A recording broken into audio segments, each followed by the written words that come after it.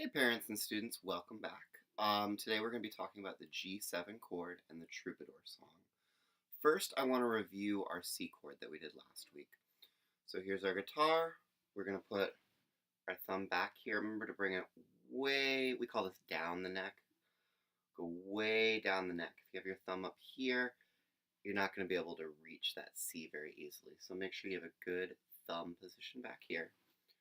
We have that good, see if I can get it, good arched finger, and we're putting our first finger on the second string, first fret, playing these three strings, and there's our C. Okay, in order to get over to the G7, we're going to take this first finger and we're going to move it to the first string. So one more time, watch that. C is on that second string. Now I move my first finger over to that first fret and I have a G7 chord. In the book, it tells you to just play 3 strings for the G7 chord. This fourth string is a D. Without getting too much into the music theory, D is part of the G7 chord. Totally acceptable to play it. If you want, you can just do 3, that's fine. Or if you want, you can do all 4 strings. All right, the G7 chord. A lot of students have trouble with this. The tension is really high on this string, especially on the first fret. So you do need to press your finger down a little bit harder than you would on almost any other string. So students tend to have an issue with this. And it's not so much that it's your index finger not pressing down hard enough. Usually it's because they're not pressing down with the thumb. It's really both fingers working together. They're pressing against each other with this guitar neck in the middle. This thumb should be pressing back here just as hard as this first finger is pressing over here. Remember to get as close to the bottom of the fret near that metal part as you can without actually touching it or going over it. I'll see if I can get a little bit closer. So we want to be right there. I'm not actually touching it, I'm just extremely close.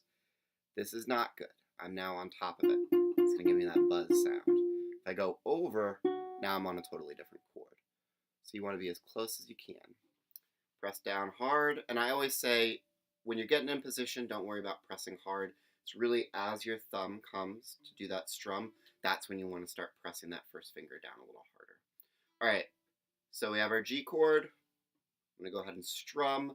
Let's do 4 strums on G7. Well, 4 and then 4. So we're playing our second chord G. So we're going to go 1, 2, 3, 4, 1, 2, 3, 4. And that's the whole song for our second chord G. If we look over on the other page, we have the troubadour song. The troubadour song, the first measure starts on the C chord. So we get our C chord into position. We're going to play that, as you can see on the page, 3 times, then a rest. 1, 2, 3, rest.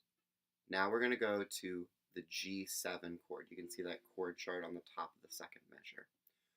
1, 2, 3, rest. Now the third measure does not give us a chord. That means we continue playing the chord that we were previously playing, which is our G7. 1, 2, 3, rest. And then finally we go back to C. 1, 2, 3, rest. All right, and that's it for the G7 and troubadour song. Thanks for watching.